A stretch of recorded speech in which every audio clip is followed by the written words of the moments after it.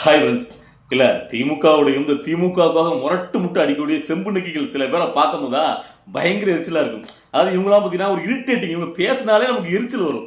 அதில் முதல் இடத்துல இருக்கிறது யாருன்னு கேட்டிங்கன்னா கரு பழனியப்பன். அந்த ஸ்பீச்லாம் கேட்கும் போது எனக்கு வந்து பார்த்தீங்கன்னா கூட்டு வச்சு நட்டுமட்டிலாம் நங்கி ஓங்கணும் கொட்டணும் போல இருக்கும். ஸோ இப்போ அடுத்தபடி யார் வந்து கேட்டிங்கன்னா சத்யராஜ்.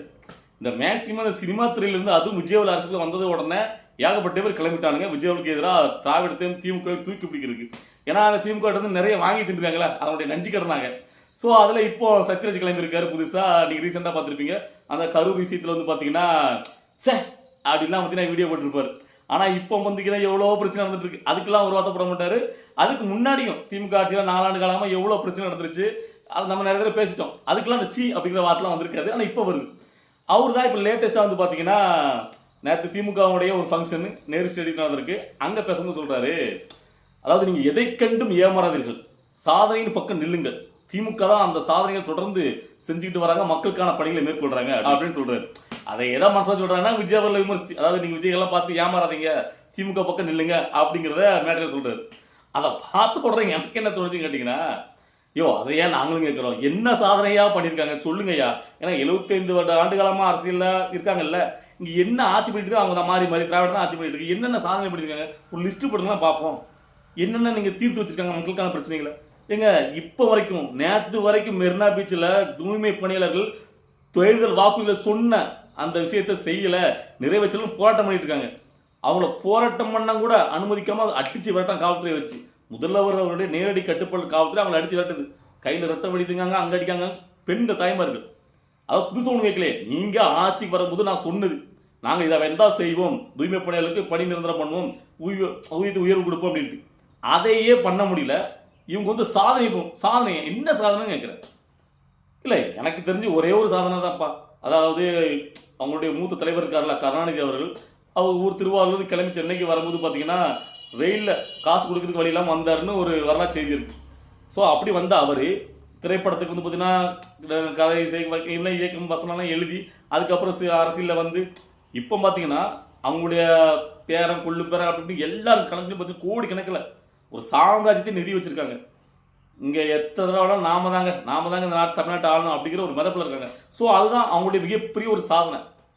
மற்றபடி இந்த தமிழ்நாட்டு மக்களுக்காக என்ன சாதனை பண்ணியிருக்காங்க சத்யராஜ் சொன்னா வந்து நல்லா இருக்கும்.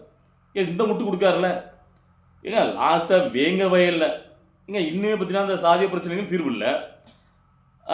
அண்ணா யூனிவர்சிட்டி பெண் பிள்ளைக்கு விஷயம் பார்ப்பீங்க, கள்ளக்குறிச்சியில் கள்ளச்சாராயம் அதை பார்த்தீங்க. ஸோ தொடர்ந்து இப்படி நடந்துட்டே வந்திருக்கு. இவர் என்ன முரட்டு முட்டா கொடுக்காரு சத்யராஜ், என்ன இதுலேயே கொடுக்காரு. அப்போ இதுக்கு என்ன காரணங்கிறத நீங்க யோசிக்கணும்.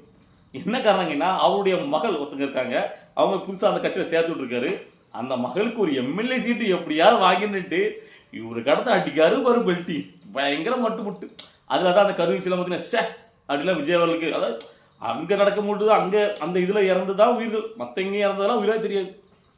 என்ன புலப்புன்னு கேட்கிறேன். ஆனா இதுல ஒண்ணு, இவரை விடையும் அவங்க மகள் மிஞ்சிட்டு, அதாவது தாய் 8 பஞ்சா குட்டி 16 அடி பார்க்கலாங்க, அதை விடலாம் மிஞ்சி அவ மகள் மேடைகள் இப்போ நீங்கள் ரீசெண்டாக பேசுறதா பார்த்துருப்பீங்க. ஸோ நம்ம வந்து பார்த்தீங்கன்னா பெண்களை பற்றி விமர்சிக்கிற கிடையாதுனால அந்த பெண்ணை நம்ம கடந்து போகலாம். சரி, அது அவ அப்பா சொல்கிறாரு கேட்டு நடக்கும், அதனால விமர்சிட்டு போகுது. ஸோ அதை ஆனால் வந்து இதெல்லாம் பார்க்கும்போது நம்மளுக்கு எப்படி தான் இன்னுமே பார்த்தீங்கன்னா ஒரு கொத்தடிமைகளாக இருக்குதுல்ல, என்ன அப்படி ஒரு பெருமை. இவரும் சத்யராஜ் பார்த்தீங்கன்னா இந்த பாகுபலி படத்தில் தான் மண்டையை கொண்டு கொடுத்து நீங்கள் உங்களுக்கு நான் அடிமை அப்படின்னு சொல்லுவார். அது வந்து படத்துக்காக தான் நம்ம நினச்சோம்.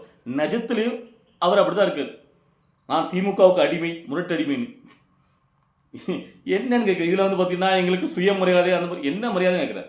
இல்லை தமிழ்நாட்டில் எவ்வளோ பிரச்சனைகள் இப்போ ரீசெண்டாக திமுக ஆட்சியில் இருக்கும்போது நடக்கக்கூடிய பிரச்சனைகள், ஒரு பிரச்சனைக்கும் வாய் திறக்க மாட்டார், மூடிட்டு இருப்பார். ஆனால் இதே அவங்க எதிர்த்தரப்புல இருந்தாங்க, எதிர்கட்சி அதிமுக இருந்துச்சு, ஆளுங்கட்சி அதிமுக இருந்துச்சு அப்படின்னா அப்போ மட்டும் அப்படியே இது இவர் மட்டும் கிடையாது, நிறைய சமூக போராளிகள் இருக்கானுங்க. அதுவும் குறிப்பாக சினிமா துறையை பற்றி நான் பேசிட்டு இருக்கேன், அப்படி பொங்கிட்டு வருவானு பார்க்கணும். ஆனால் இப்போ திமுக ஆட்சியில் இருக்கும்போது எந்த ஒரு பிரச்சனைக்குமே இருக்கிறது தெரியாது. அதில் வேற முரட்டு முட்டு வேற இல்லை, சாதனை பக்கம் நில்லுங்கள், கொடுத்த வாக்குறுதியை நிறைவேற்ற முடியல, சாதனை பக்கம் நிற்கலாமா, சாதனை பக்கம் என்னன்னு கேட்குறேன்.